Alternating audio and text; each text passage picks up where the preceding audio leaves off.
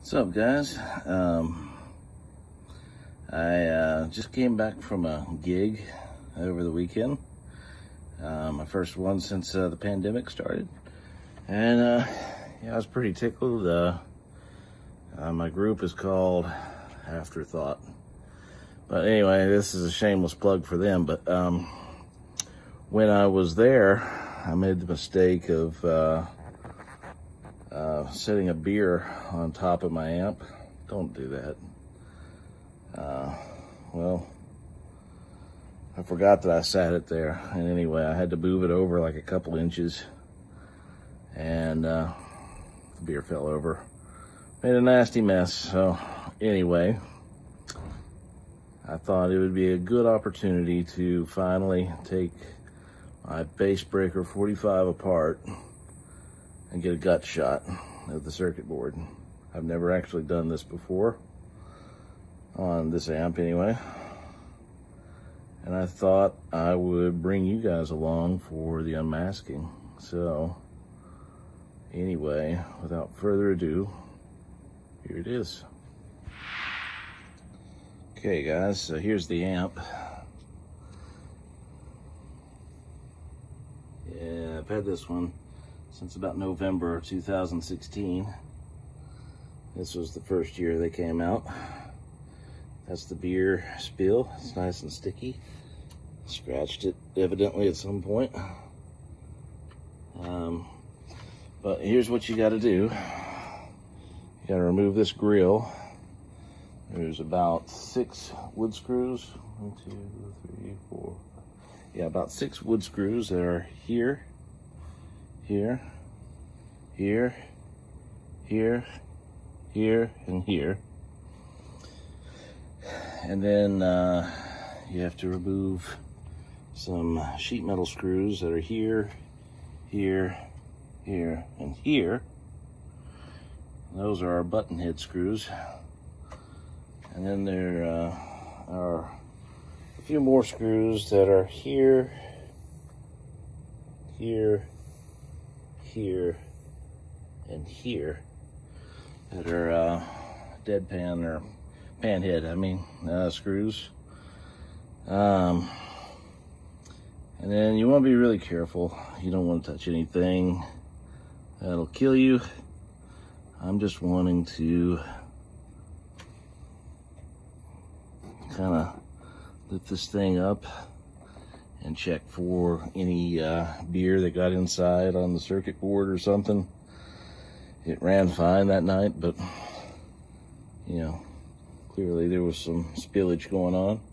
It basically pulled up right here and then ran down the side and then all kind of permeated right here. So that's really where I want to check. So yeah, you need to set this down. So I'm going to pause for the cause, and I'll be back after I get this panel off. This is a two-hand job. Okay, I'm back. All I did was pop this up, and I have not looked inside yet. Maybe I should have set this down. There we have it. Obviously, I got some wires here I don't want to separate. But there is a lot of guts in this thing.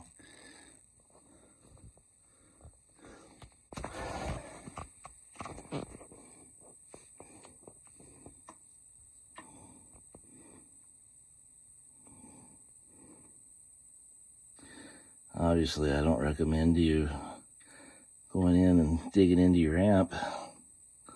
Look there, there's a little op amp. Wonder what that thing's for.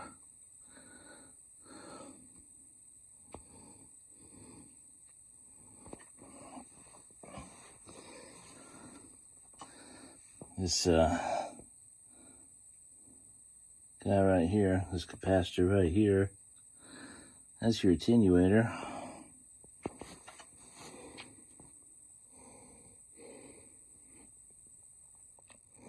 Yep, that's what it does, I think.